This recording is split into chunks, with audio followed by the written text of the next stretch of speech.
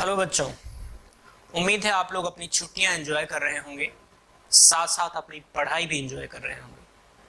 अब कई लोग को ये समझ में नहीं आ रहा होगा कि हमने दोनों बातें एक साथ ऐसी कह दी जो एक दूसरे को कॉन्ट्राडिक्ट कर रही हैं, कि आप पढ़ाई भी एंजॉय कर रहे हैं, छुट्टियां भी एंजॉय कर रहे हैं। यस, मैंने सही कहा। पढ़ाई एक एंजॉयमेंट तो ही तो है। अगर इसे बोझ समझ के करोगे तो शायद इतना फायदा आप लोगों को नहीं होगा, क्योंकि जिस टारगेट को आपने चुना है वो इतना आसान नहीं है। IIT JEE is supposed to be the most difficult examination of not only in India, in the world at 10+2 level। तो आप दुनिया के सबसे कठिन एग्जाम का टारगेट लिए हो और आप चाहते हो कि आप एंजॉय भी करते रहो, पढ़ाई भी करते रहो, दोनों चीजें साथ साथ होती रहें, तो ऐसा संभव नहीं है। तो अगर आप परेशान हो रहे हो पढ़ाई के बोझ से, DPP से, मॉड्यूल से, शीट से, असाइनमेंट से, तो इसमें आपकी कौन मदद करेगा? आप खुद मदद कर सकते हैं। पढ़ाई को एंजॉय करो एंड सोचो, यदि आपने दुनिया का सबसे मुश्किल एग्जामिनेशन चुना है, उसमें सेलेक्ट होने के लिए टारगेट बनाया है, तो वो आसान तो नहीं होगा ना। तो इसलिए पढ़ाई को एंजॉय करो। पढ़ाई को बोझ समझ के पढ़ाई करोगे तो शायद नहीं कर पाओगे।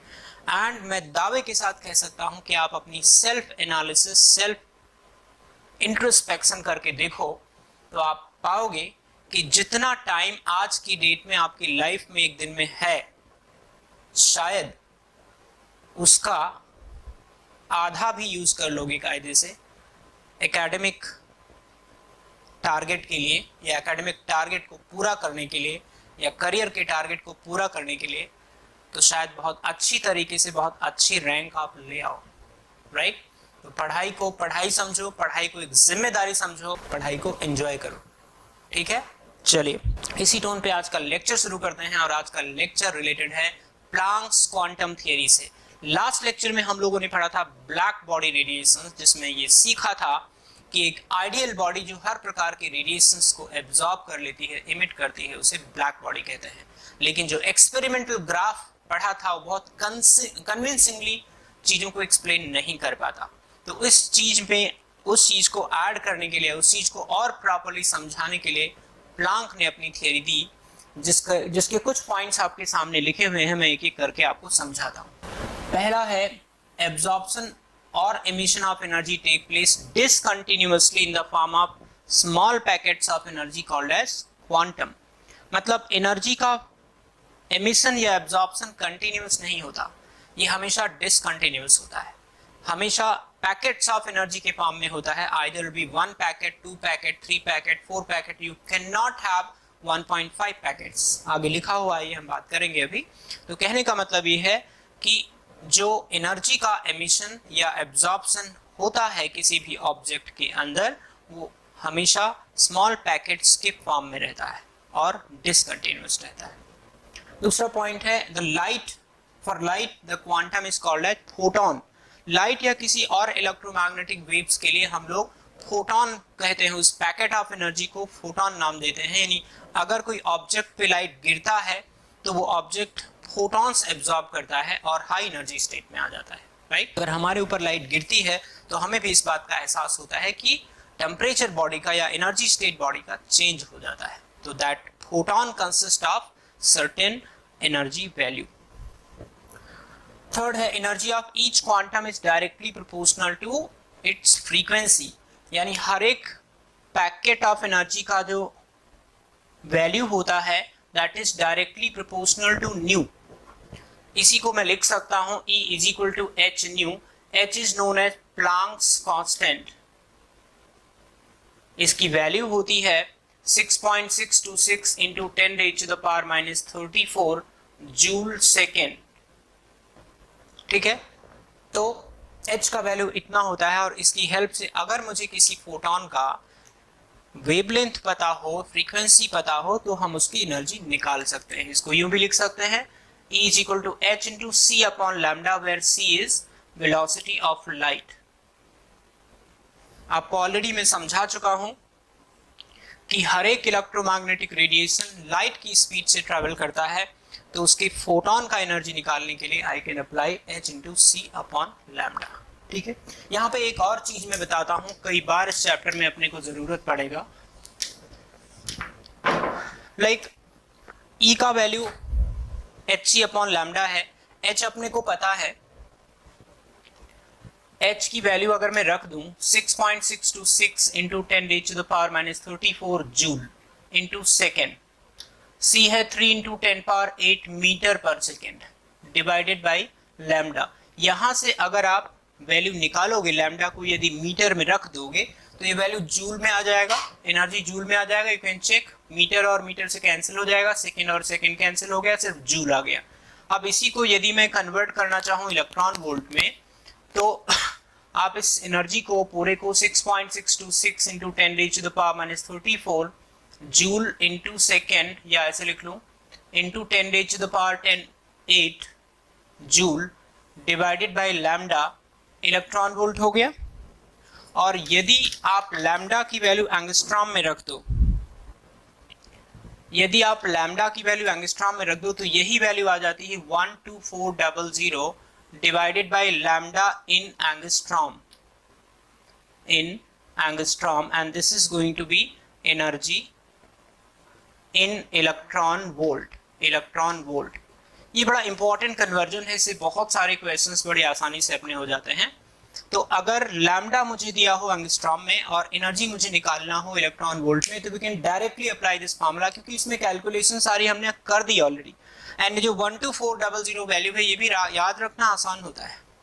तो इट्स बेटर कि जब भी हमें लैम्डा एंगस्ट्रॉम में दिया हो, नहीं दिया हो तो बदल लेंगे, नैनोमीटर, पिकोमीटर, फैक्टोमीटर कुछ इस तरह से दिया हो तो उसको हम आसानी से एंगस्ट्रॉम में बदल सकते हैं, क्योंकि ज्यादातर एनर्जी डील होता है इलेक्ट्रॉन वोल्ट की यूनिट में। तो बेटर है ये फार्मूला लगाएं और आसानी से हम आंसर ले आए। ठीक है, तो ये फार्मूला याद रखना, 12400 upon lambda is going to be the energy in electron volt provided lambda is used in angstrom. ठीक है, ये बेसिकली h इंटू सी की तो वैल्यू है, h इंटू सी की वैल्यू है in terms of electron volt and angstrom. Point number 4 ये कहता है कि एनर्जी का एब्जॉर्प्शन या एमिशन हमेशा क्वांटम के इंटीग्रल मल्टीपल में होता है। इस बात का मतलब ये हुआ कि एक ऑब्जेक्ट या तो 1h न्यू एनर्जी लॉस से गेन कर सकता है, या 2h न्यू, या 3h न्यू, मतलब integral multiple of h new. you cannot have 1.5h nu, 2.5h nu, 3.5, 1.25. Fractional number of quanta is not possible because quanta itself is a minimum possible value.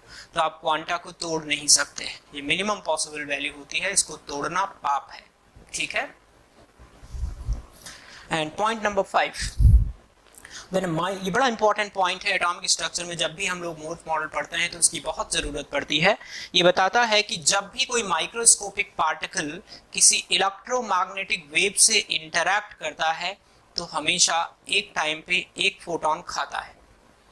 A microscopic particle whenever interact with an electromagnetic wave either absorb or emit one photon at a time।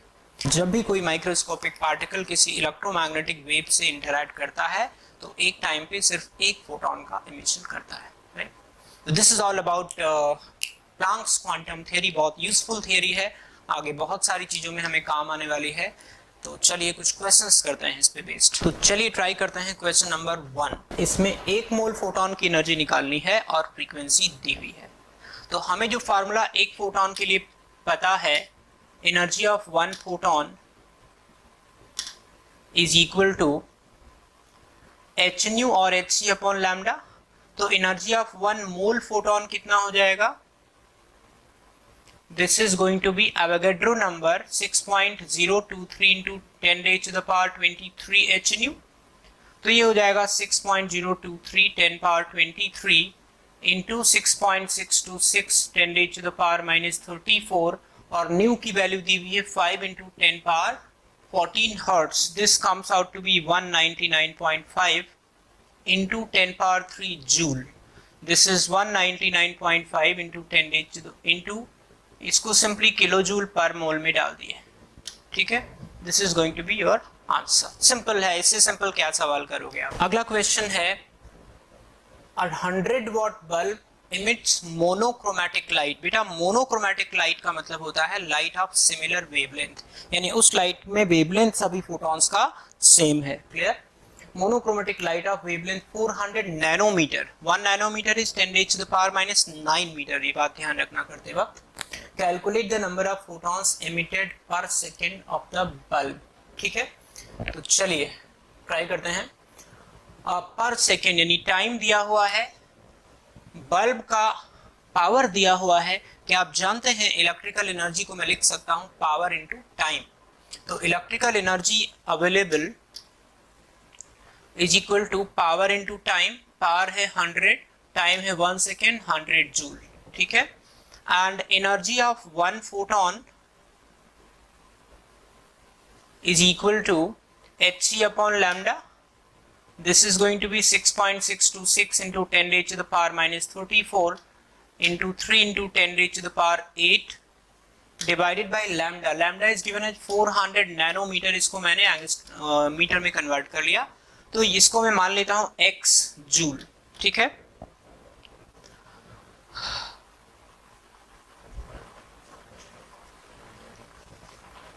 तो एक photon का energy पता है and total energy पता है, तो number of photons कितने हो जाएंगे?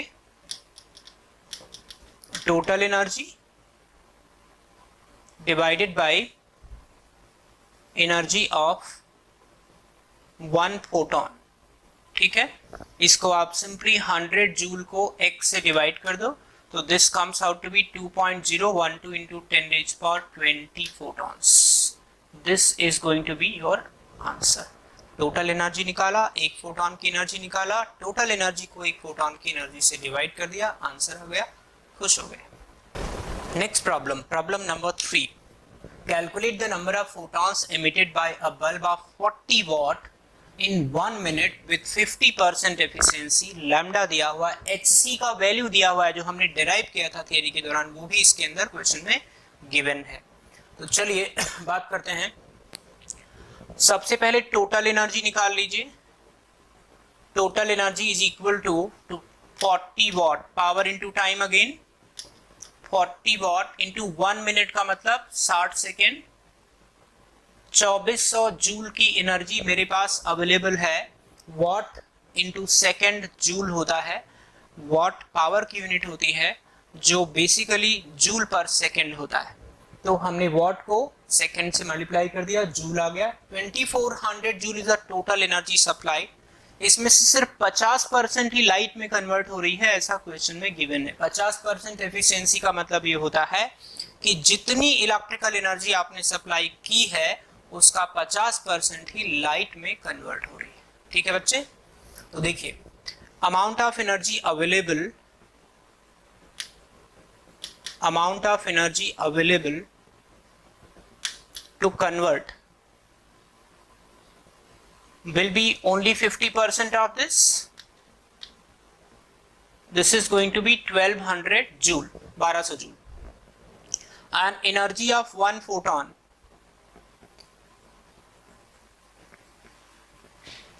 energy of 1 photon is basic। अच्छा, एक हमने तरीका अभी बताया था जो दिया हुआ है यहाँ क्वेश्चन में, वो तो मैंने डायरेक्टली बताया हुआ है।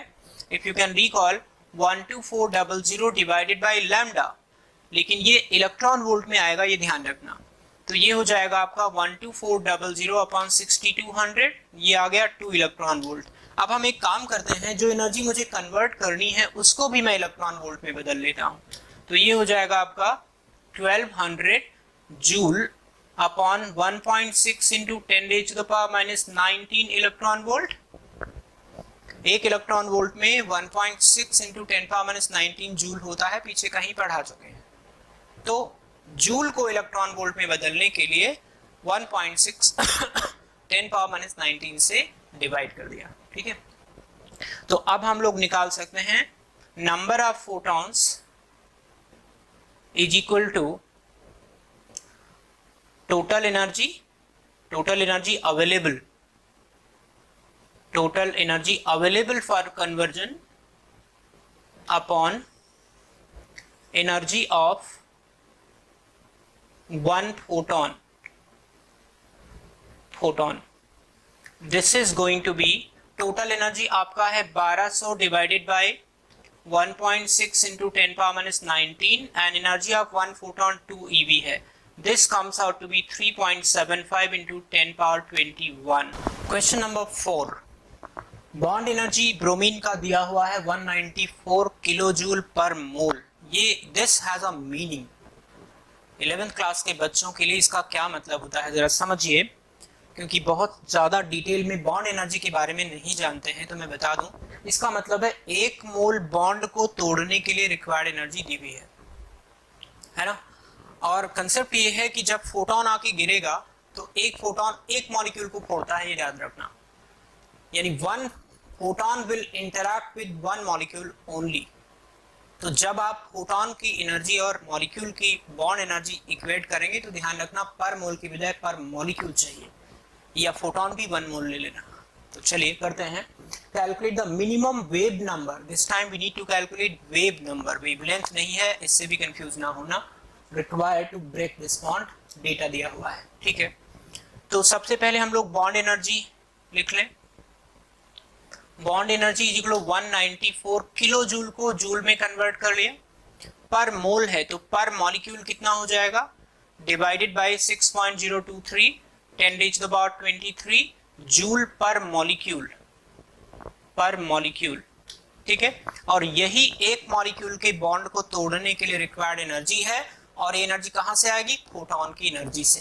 तो क्या मैं इसको लिख दूं hc/λ, और मुझे निकालना है लैम्डा की वैल्यू, 1/λ की वैल्यू. वेव नंबर चाहिए ना, तो 194 into 10⁻³ divided by 6.023 10⁻23 into hc. h है 6.626 10⁻⁻34 62 ही दिया है, 6.62 दिया है तो चलेगा. 3 into 10⁻8. ये कैलकुलेट कर लो, आपका आंसर आ जाएगा. दिस इज 1.62 into 10⁻6 पर मीटर, राइट. तो सिंपली यहाँ पे जो एक की पॉइंट था वो ये था कि हमें एनर्जी पर मोल दी हुई थी और उसको पर मॉलिक्यूल कन्वर्ट करना था, क्योंकि एक फोटोन एक ही मॉलिक्यूल से इंटरैक्ट करता है एट ए टाइम. ठीक है भाई, ओके. इसी के साथ प्लांक्स क्वांटम थ्योरी समाप्त. आज का लेक्चर समाप्त. उम्मीद है आपको मजा आया होगा, क्वेश्चंस में खूब आपने दिमाग दौड़ाया होगा.